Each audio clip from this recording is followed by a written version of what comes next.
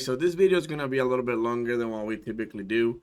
I'm going to cut it as best as I can so that I can provide the value that I want to give you guys.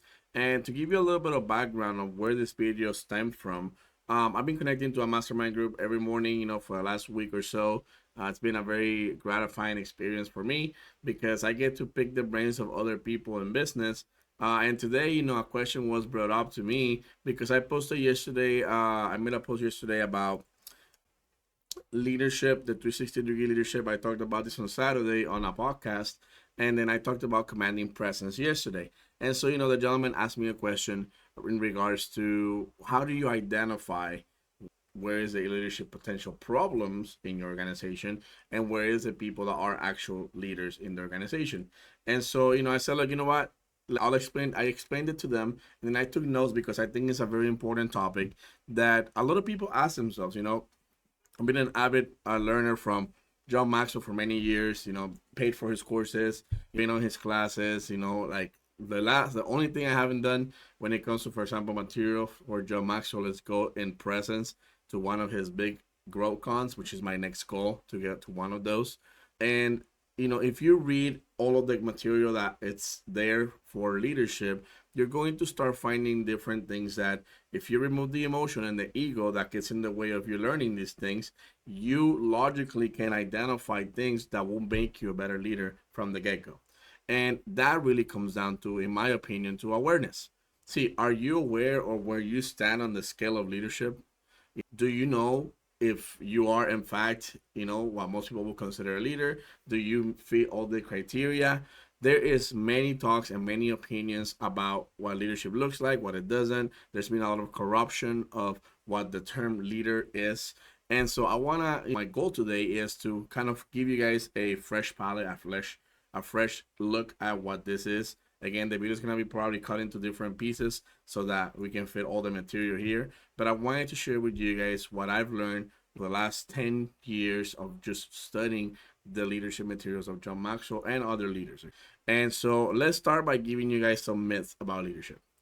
Um, you know, there's a person that I have a lot of respect for, but he has a very flawed understanding of leadership that says leadership equals results. And that is bullshit. That's just what it is. It really doesn't come down to that. Now, is it important for a leader to have results? Yes.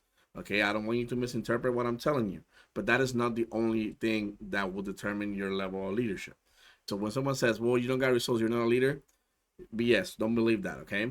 It's part of the process. What is more important when it comes to the results piece, if you kind of study the scale of leadership that John Maxwell talks about, is having the ability to help others get results.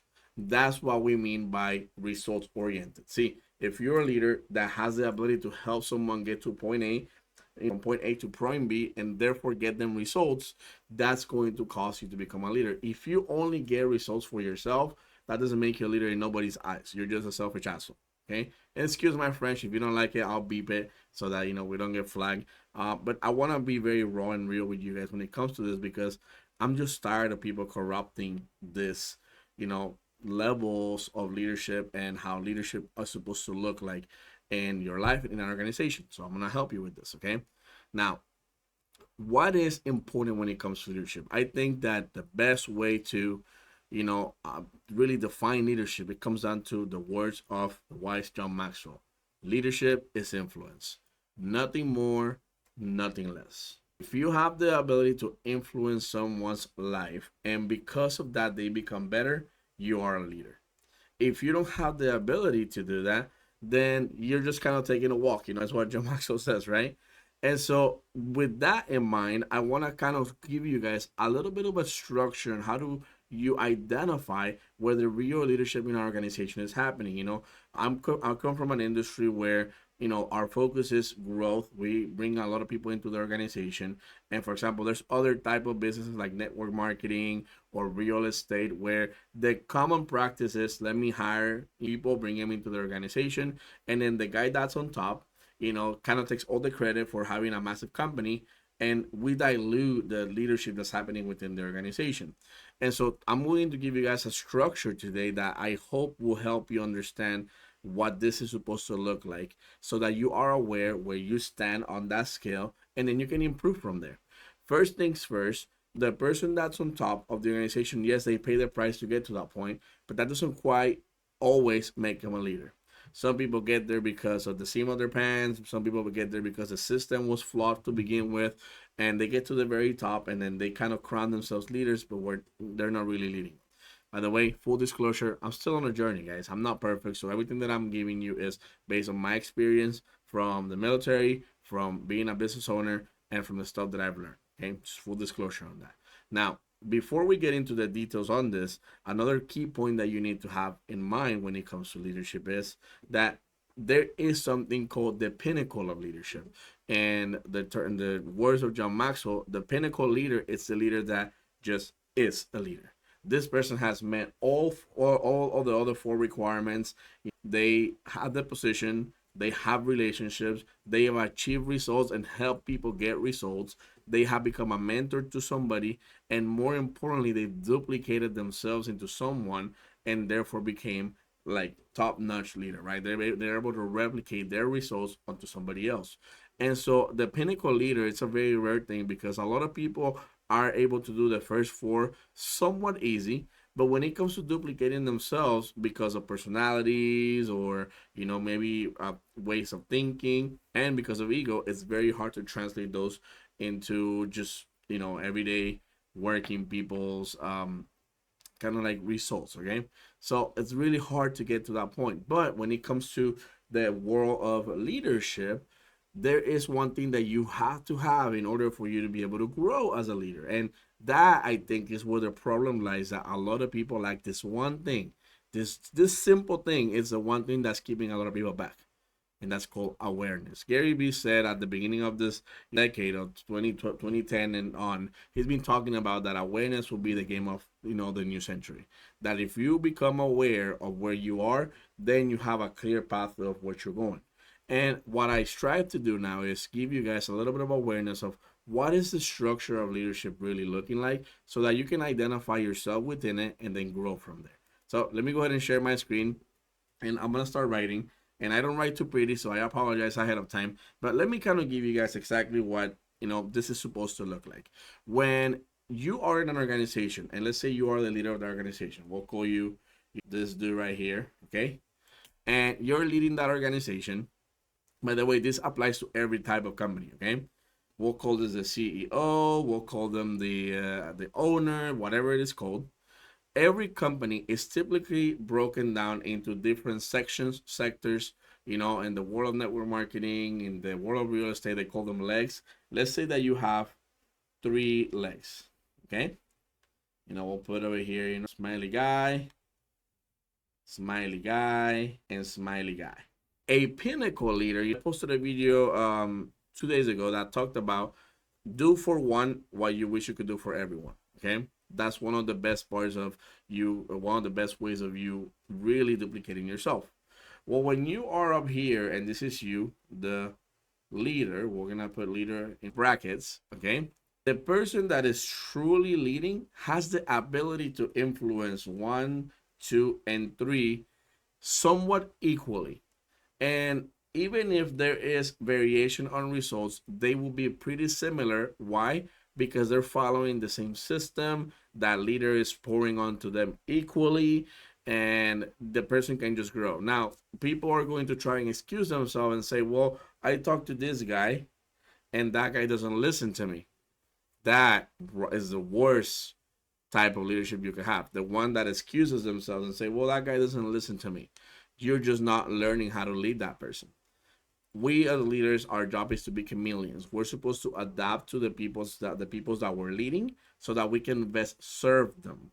If you're looking for people to adapt to you, you're no leading, you're manipulating. Very different thing, okay? Something that you gotta have very clear. So going back to how a leader is supposed to look like, if this guy is the true leader of the organization, he will be able to influence all 3 lines on this example somewhat equally.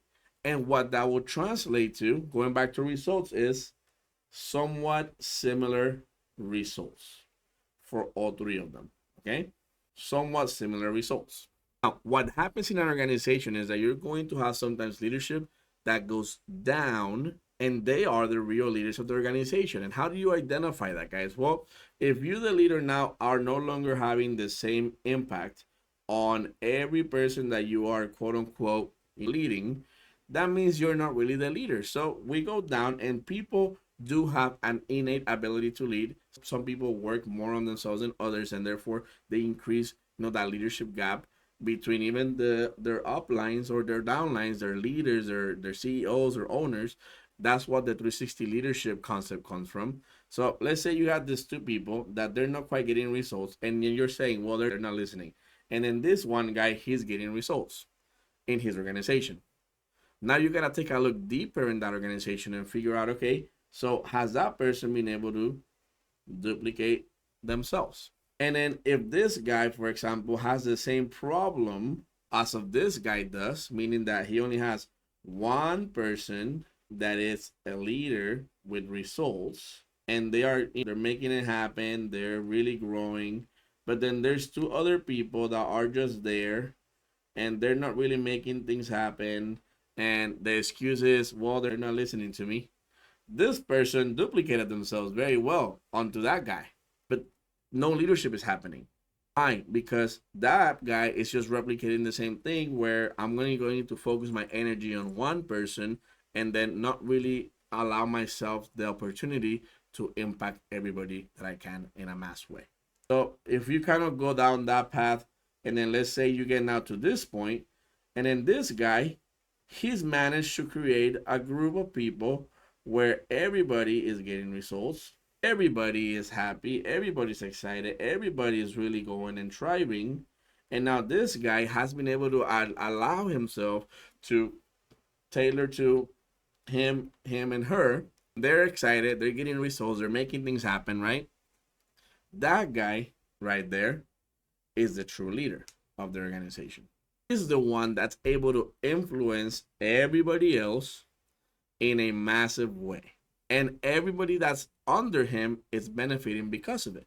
This guy keeps on saying, well, they're not listening to me, so I'm just not going to give them the time of the day.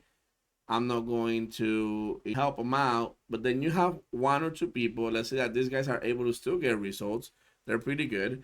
And they have a somewhat good hold on their team, maybe on the relationship level. The people in this team, they're connecting, they're kind of communicating. Maybe they're not quite getting results yet because this guy right here, maybe lacks something that will help their group start getting results. But he has a really good grasp of the group, staying connected. People don't quit. People are staying, like in communication. They are, for the most part, coachable to him. Then the gap of leadership is happening from here and up. This guy has a surface level of leadership within his team, and he's able to influence the team in mass. He just needs to maybe work on his skills. So he just maybe needs to work on, I don't know, maybe figuring out a better way to teach his people or train his people, or he just happens to be someone that is in the process of growing the organization and not quite ready to duplicate himself yet. This guy, maybe he is the one that he is the bad sheep of the group, where no one's following. He has nobody, that's making anything happen. There's no results happening in their team. They're kind of absent all the time. They connect whenever they want to. They don't connect whenever they don't want to. That guy, of course, he maybe has different issues that he has to work with. But if you have people that are still plugging in, connecting, and giving their best, not for the benefit of them, but the rest of the team, that person, you as a leader, have a moral responsibility to go out of your way and find out what is the best way for you to connect with them so that you can lead them better. You can see very clearly in an organization when there is a problem at the top, because you're going to find out that down there somewhere, down here in the organization, there's always someone that says, I'm going to do things a little bit different. And then they start immediately getting massive results for their group. But if you look up, there's kind of like a cap and nobody above them is getting the same results. That guy, it's the pivoting point of the organization, and that is the true leader, by the way. That is the true leader. They're leading from the middle of the organization. They're leading from right here, from the middle of the organization, and they're influencing their team in every direction. They are really a 360-degree leader. But if you have a person that is duplicating the results of the top guy, and the top guy only has one person that is quote unquote winning, and everybody else that's still trying doesn't quite find a way to get their results, then this guy is not really leading. They're probably manipulating their people into staying connected. If you're in real estate, this is the real estate broker that tells the guy, hey, go sell a house or I'm going to lower your commissions. If you don't sell a house this year, we have to let you go. This is the boss that says, if you don't come out with your KPIs or if you don't have the bottom line done, you're leaving the company. And they're manipulating and using fear to get people to do their things. And they only have one person that tends to do the same thing. And then they keep on capping the growth of the organization. The true leader allows himself to become a 360-degree leader that can influence in every direction, and you get to see that on the way that their team interacts, because they're going to have not one person becoming successful and getting results. They are going to have a lot of people doing it. They're going to have a lot of people replicating results. This is when the saying, would you rather have 100% of one person or 1% of 100 people, comes into play. The true leader will say, I want 1% of 100 people. But what they're also doing while they're saying that is saying, I'm going to make sure that I'm influencing all 100 of those people so that they can at least get the one result that I need. So I can win big, but not only I win big, they win big. Big difference, guys, by the way. Sometimes when you have an organization that is thriving, and then you look around and you see only one side of the organization is thriving, one side of the company is doing really good, but the other side of the company is not doing so well, it really comes down to leadership. John Maxwell said it best: show me anything that's thriving, any organization that is thriving and moving, and I'll show you a leader at work. But the organization, it's not the company. He's talking about those little pockets of leadership that you find where there's people in there that are making things happen, that make the entirety of the organization win, go to the next level and elevate. And there's always a person in there that you identify that person, and then you put them on the top. They completely explode companies. These are the people that just completely revolutionize industries because they have the ability to lead everyone, not just the people they like. Just want you guys to get that. If you don't like it and if you hate me, I don't really care. Those are just the facts, guys. Someone told me once that you can only lie to yourself so long before the truth comes slap you in the face. If you really are looking to grow, just like I'm looking to grow, awareness is key. This helped me, by the way, in a crazy way, because I was looking at this and I'm like, okay, yeah, I'm definitely not at this level of leadership yet, where I have people in my organization, getting results at the level that I want to. So I haven't quite duplicated myself. I'm kind of like, I'm not this guy right there. I'm like here on the yellow. I'm on the yellow. I have people that I'm good with relationship wise, but I'm still working on now getting them to get results. Personally, that's where I'm at, but I'm aware of it. A lot of people are going through life not being aware of where they're lacking, and that's why their organization just doesn't grow. So if you're serious about growing the size of your team, your leadership, it's required. So figure out, are you the real leader in the organization? Or is there someone down there in your organization that's really having a major impact in their team? And when you look down and you see, man, I have 3 people that I directly work with, or 4 people that I directly work with, or 5 people that I directly work with, but there's only 1 or 2 that are getting results, and the other ones aren't quite getting it. Are you the type of person that says they're not listening? Or are you the type of person that says, I need to find out how can I help them better? That will make you a true leader. Hope this helps, guys. I know it was long. We're going to chop it down into as many pieces as we have to. And most likely we're going to upload it on YouTube. But this is just for you to, learn, get better, show to other people if they need it. But more importantly, use it for yourself. Love you guys. See you in the next one. Now, guys, if you get to watch this on any of our smaller platforms, when I mean smaller, I mean, the size of the screen, being whether it's, the TikTok or Instagram. I think even Facebook has like a smaller screen. If you happen to be watching there, make sure you go up to the YouTube. We're gonna have the YouTube on my bento. You can click on my YouTube and the video will be posted there fully, the entire thing, you know, all 20 minutes of it, so that you guys can watch the whole thing. If you're on those smaller platforms, go there so that you can get the video, okay?